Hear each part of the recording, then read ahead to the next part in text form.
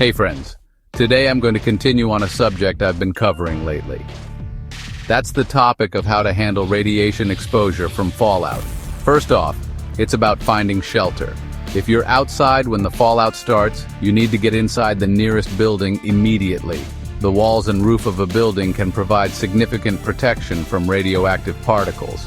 If you're already inside, great, you want to stay there. Close and lock all doors and windows. Turn off any fans or air conditioners that pull in outside air. Additionally, tape off or cover all gaps in door jambs and windows. This helps to prevent radioactive particles from entering.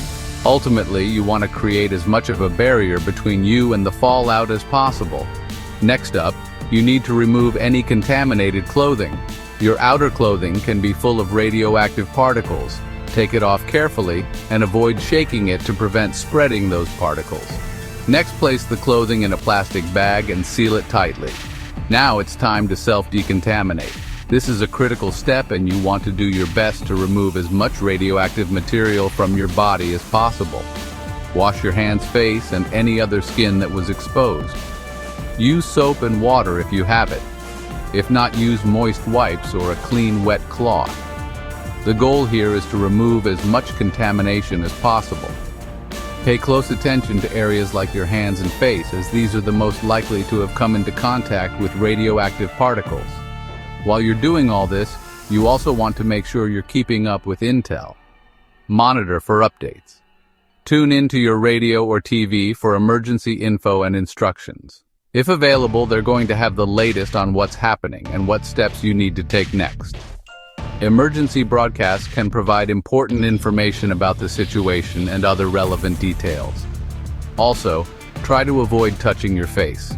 This is easier said than done, but it's very important. Your eyes, nose, and mouth are entry points for radioactive particles, and you don't want to make things worse by introducing those contaminants into your body. Finally, stay hydrated, drink plenty of water, but make sure it's clean, non-contaminated water. This helps support your body's natural biological functions and keeps you in the fight. Ideally, you've already dosed yourself with potassium iodide, but if not, and you have it available, go ahead and do so now. Alright, to recap, find shelter, remove contaminated clothing, self-decontaminate, monitor for updates, avoid touching your face, and stay hydrated. These steps are your best defense against the dangers of radiation fallout.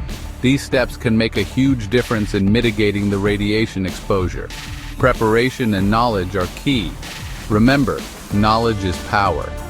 The more you know, the better prepared you'll be to handle any situation. Until next time, safe prepping, and thanks for watching.